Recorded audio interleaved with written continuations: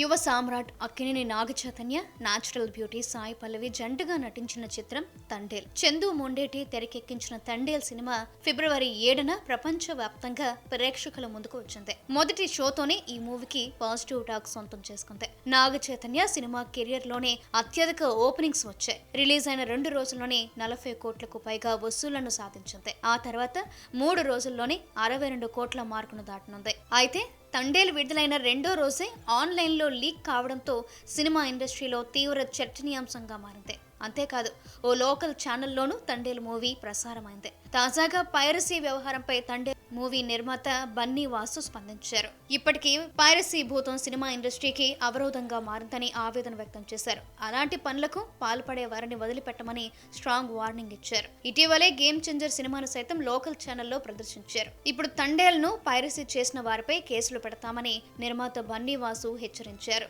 ఒక ఆర్టీసీ బస్సులో ఎలా వేస్తారు సినిమాని? అసలు ఓకే అంటే ఒక ఆర్టీసీ బస్సులో ఒక సినిమాని తీసుకొచ్చి 3వ రోజు వేసేస్తే ఇంకా మీ ప్రొడ్యూసర్లు ఏం చేయాలి? మేము ఏపీఎస్ఆర్టీసీలో నేను పొద్దున్న ఆయన ట్వీట్ చేశాను, వాళ్ళ చైర్మన్ గారు కూడా నేను డైరెక్ట్గా పెట్టి ట్వీట్ చేశాను. వేటు న్యూస్లో పొద్దున్న వచ్చింది మాకు.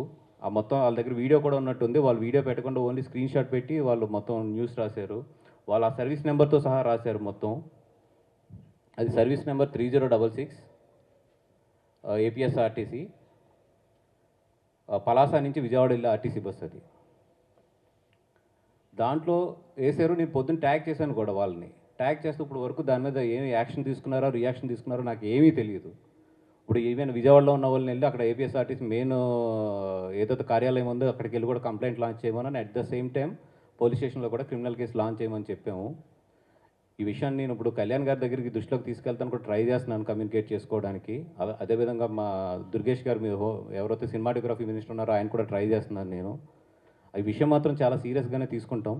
అదేవిధంగా చాలామంది కేబుల్ ఆపరేటర్స్ కూడా చెప్తున్నాం, మాకు ఒక్క వీడియో స్క్రీన్ షాట్ దొరికినా కూడా 100% కేసు ఫైల్ చేసి మేము కేసు చివరి వరకు కూడా మేము పోరాడతాము.